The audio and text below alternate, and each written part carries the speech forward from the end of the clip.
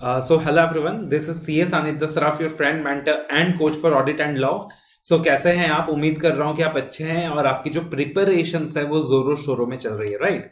So in this very video we are going to cover the amendments for audit for CA final audit paper number 3 for the upcoming November 22 examinations, right?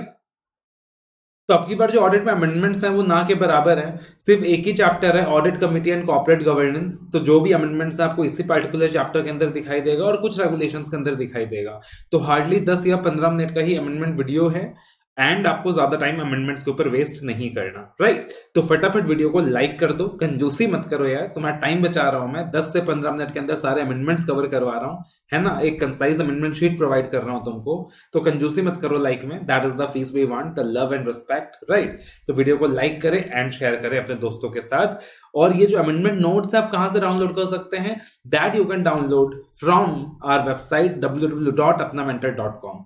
तो apnamentor.com के अंदर जाकर आप सारे के सारे जो भी फ्री रिसोर्सेज वाले पार्ट हैं वो डाउनलोड कर सकते हैं free of cost, including this amendment notes. And साथ ही साथ जितने भी लेक्चर्स हैं ऑडिट लॉ के वो परचेज कर सकते हैं and test series mentoring programmes के लिए भी एनरोल कर सकते हैं। तो देखना फटाफट अमेंडमेंट्स में आते हुए सबसे पहला जो अमेंडमेंट है यहाँ पे रेगुलेशन नंबर 18।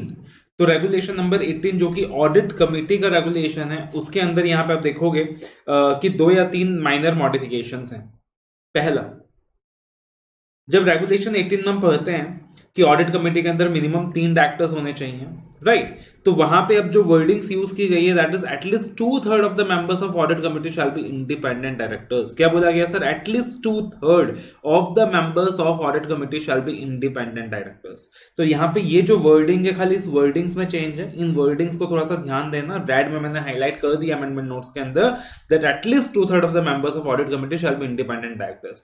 उसके बाद का जो पार्ट है वो बिल्कुल सेम है, that however in case of listed entity having outstanding superior right equity shares, the audit committee shall comprise of only independent directors। तो वो जो पोर्शन है वो पूरा का पूरा सेम है। उसके बाद जो पॉइंट नंबर डी है, उसके बाद अब देखना क्या लिखा हुआ है।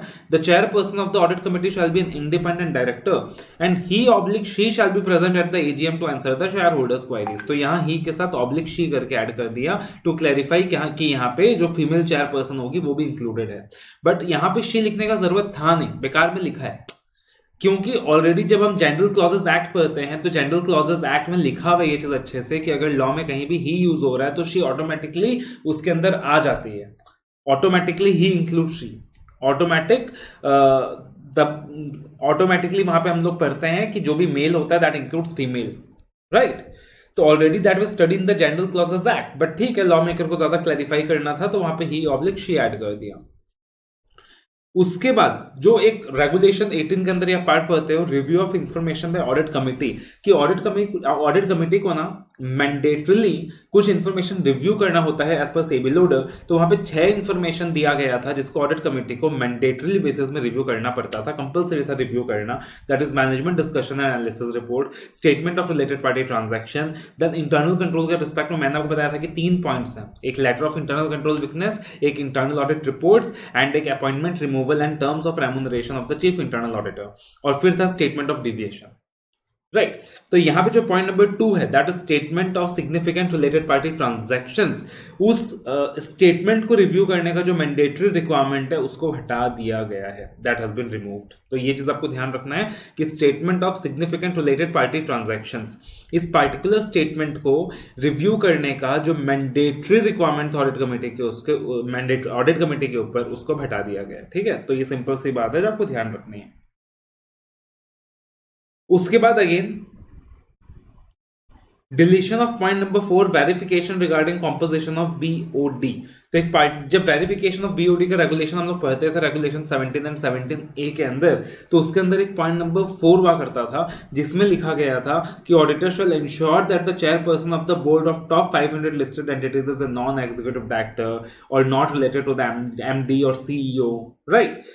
And it may be noted that this provision shall not be applicable to the listed entities which do not have any identifiable promoters। तो इस तरीके से वहां पे पॉइंट नंबर 4 था उसको भी हटा दिया गया है। तो जो हटा दिया गया है वहां पे दिमाग लगाने की जरूरत ही नहीं है ज्यादा, पहले था अब हटा दिया, तो पहले क्या था उसको दोबारा डिस्कस करने की जरूरत नहीं है, तो ये हटा दिया, ये ध्यान रख लो। और यहां पे अब जो इंपॉर्टेंट चीज है जो याद रखना है कि sir verification regarding composition of BOD के अंदर 3 पॉइंट्स ऐड भी किए। अब ऐसा तो हो नहीं सकता कि इंस्टीट्यूट खाली हटा के छोड़ दें। 1 पॉइंट हटाया तो 3 पॉइंट ऐड कर दिया, है ना। तो रेगुलेशन 1717A के अंदर 1 पॉइंट, पॉइंट नंबर 4 हटा दिया और 3 पॉइंट्स ऐड कर दिए। अब कौन से 3 पॉइंट्स ऐड कर दिए? Verification regarding composition of BOD के अंदर, यानी अब अपने को बीओडी के कॉम्पोजिशन के अंदर ये 3 चीजें एडिशनली वेरीफाई करनी होंगी। कौन से 3 चीजें? पहला, the listed entities shall ensure that approval of shareholders for appointment of a person on the BOD or as a manager। बोला किसी भी व्यक्ति का अपॉइंटमेंट होता है ऑन द बीओडी। अगर बीओडी में अपॉइंटमेंट होगा तो लॉजिकल सी बात है एज अ डायरेक्टर अपॉइंटमेंट होगा या फिर as a manager. As a manager इसलिए क्लैरिफाई कर दिया क्योंकि मैनेजर का जो पावर्स है वो तो डायरेक्टर्स वाला है, एमडी वाला है, बट मैनेजर में नॉट बी अ डायरेक्टर। तो बोला चाहे बीओडी में कोई भी डायरेक्टर अपॉइंट हो या चाहे कोई भी मैनेजर अपॉइंट हो, अगर लिस्टेड कंपनीज के अंदर किसी भी डायरेक्टर का अपॉइंटमेंट होता है या किसी भी मैनेजर का अपॉइंटमेंट होता है तो वहां पे शेयर होल्डर्स का जो अप्रूवल है वो मैंडेटरी है। और वो अप्रूवल कब लेना है? That is to be taken at the next general meeting और within a period of 3 months from the date of appointment whichever is earlier. तो बोला है कि जो अप्रूवल लेना है शेयर होल्डर्स का सर वो कब तक लेना है अगर बीओडी के अंदर कोई भी अपॉइंटमेंट होता है या फिर मैनेजर का अपॉइंटमेंट होता है। तो बोला गया है एट द नेक्स्ट एजीएम और within the time period of 3 months from the date of appointment whichever is earlier, जो भी अर्लियर है। तो इस टाइम फ्रेम के अंदर अप्रूवल ले लेना है शेयर होल्डर्स का।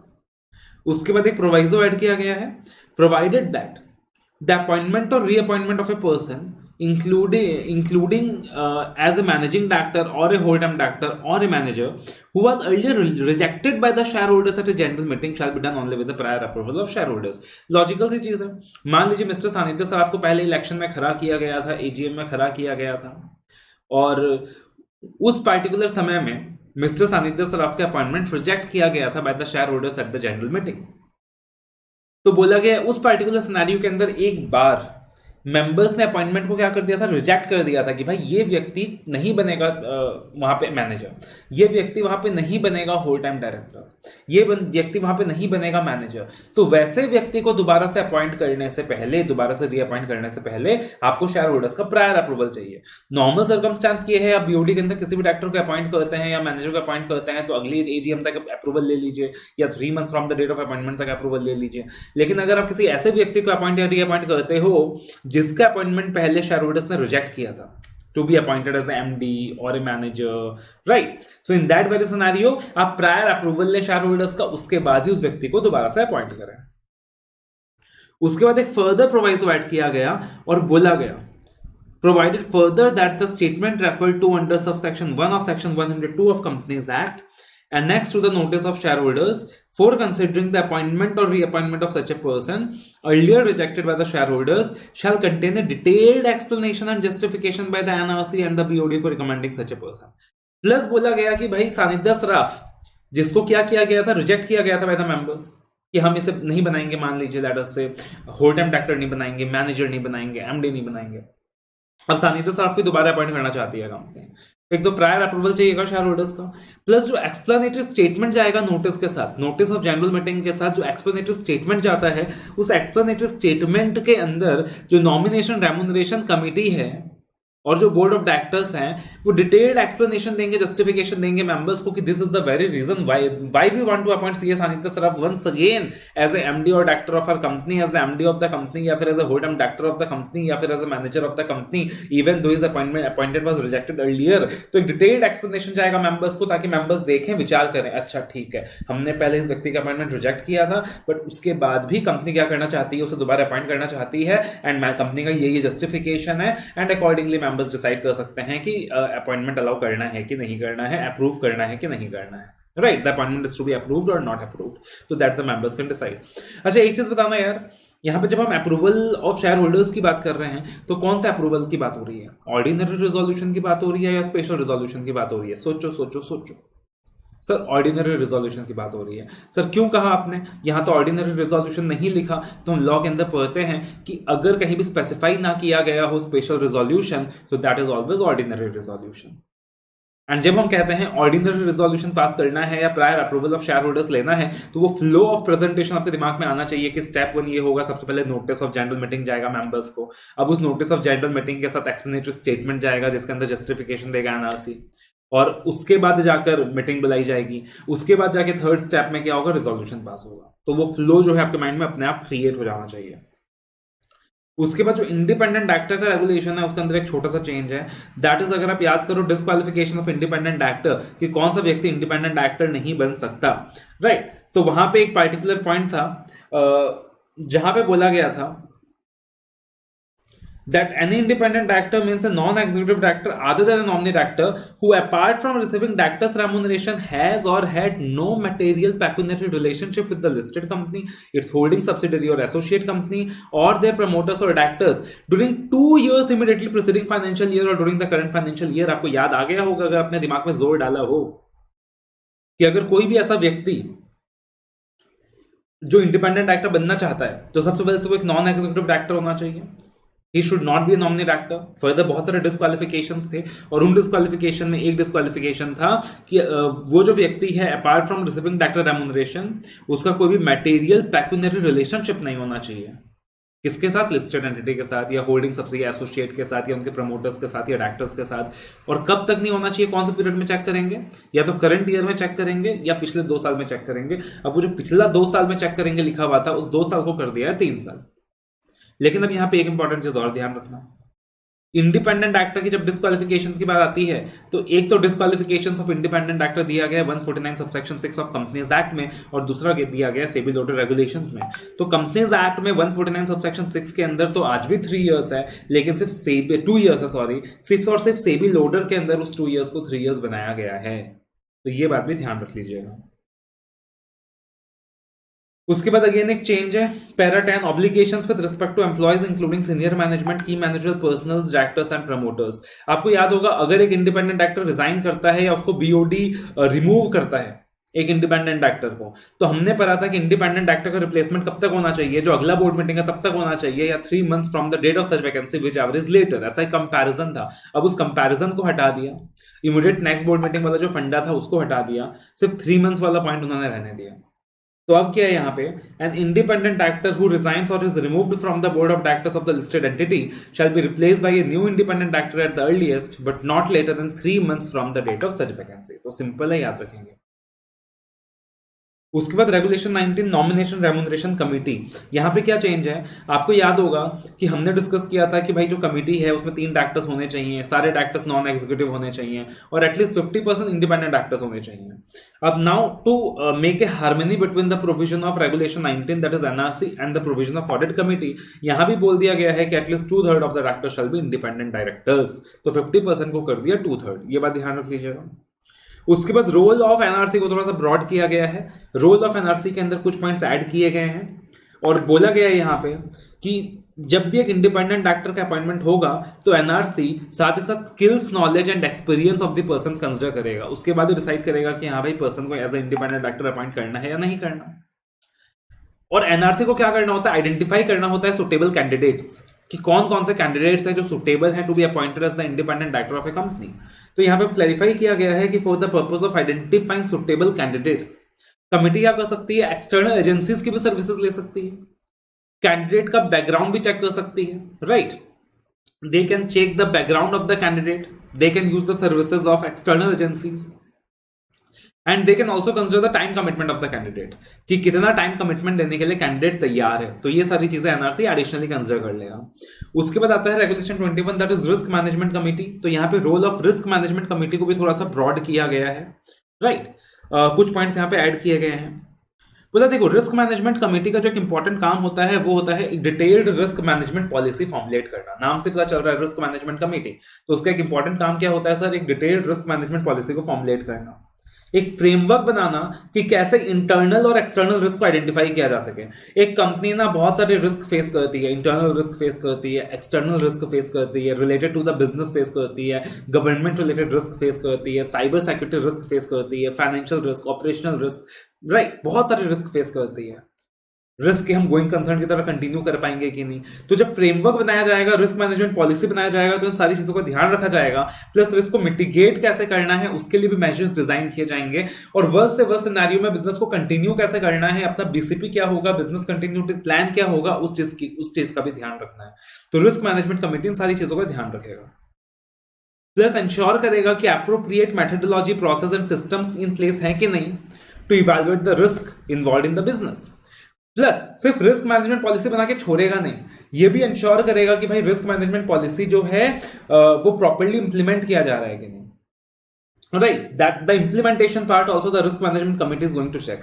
Plus जो risk management policy है उसको बना के छोड़ दिया, बट टाइम टू टाइम उसको अपडेट करना होता है considering the dynamic change that the environment is going on.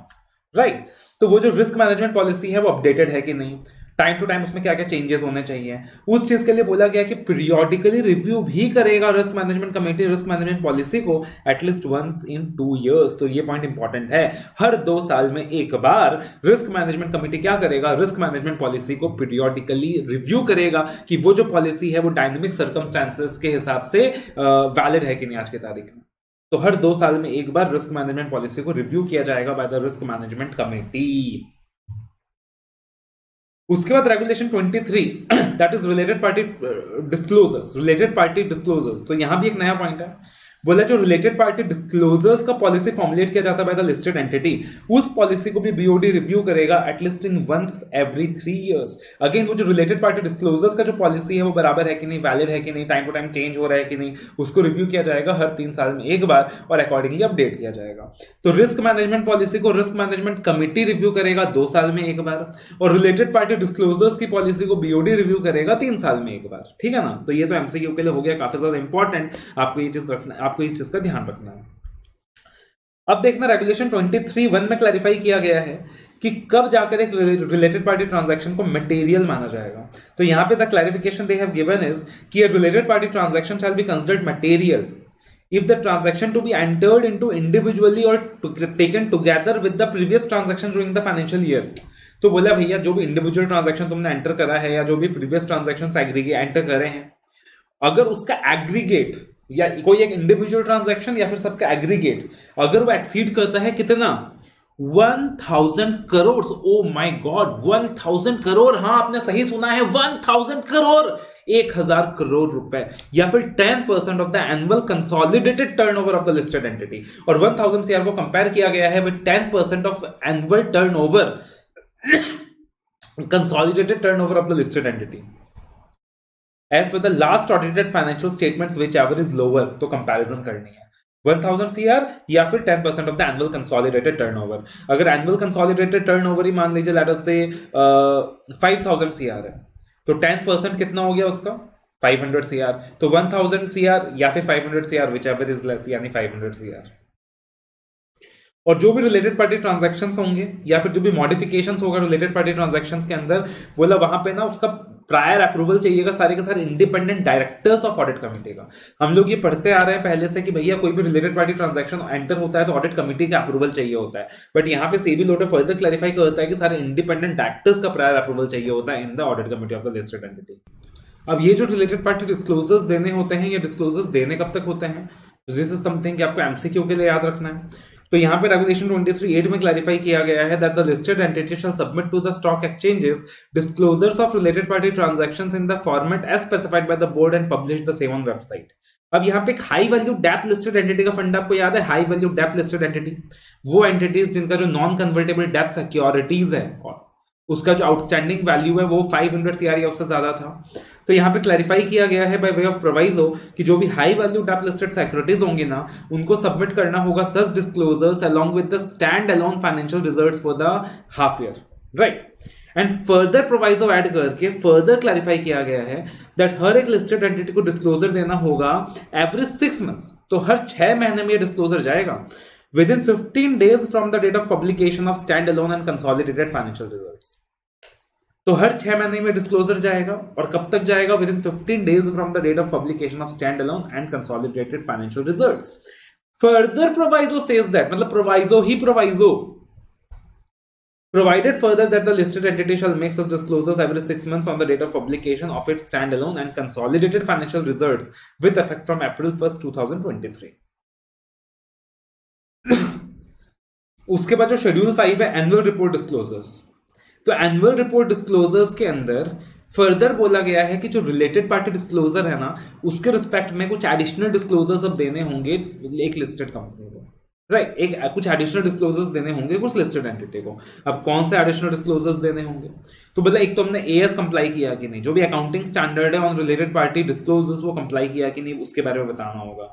Further अगर बात करें तो होल्डिंग कंपनी के अकाउंट्स में, होल्डिंग कंपनी के अकाउंट्स में या फिर सब्सिडी के अकाउंट्स में या फिर होल्डिंग के अकाउंट्स में डिस्क्लोज करना होगा of the amount at the year and and the maximum amount of loans advances investments outstanding during the year, कि कितना लोन्स एडवांसेस आपने लोन्स के फॉर्म में सब्सिडी को दिया, कितना अमाउंट का लोन है, किस नेम से आपने लोन दिया, राइट आपने कितना लोन्स एंड एडवांसेस एसोसिएट्स को दिया, या आपने कितना लोन्स एंड एडवांसेस लोन्स के फॉर्म में उन फर्म्स या कंपनीज को दिया जिसमें आपके डायरेक्टर्स का इंटरेस्ट है। तो कितना लोन्स एंड एडवांसेस आपने सब्सिडीज को दिया, कितना एसोसिएट को दिया, और कितना उन फर्म्स या कंपनीज को दिया जिसमें आपके डायरेक्टर्स का इंटरेस्ट है, राइट। अगर सब्सिडी के अकाउंट्स की बात करें तो same disclosures as applicable to the parent company.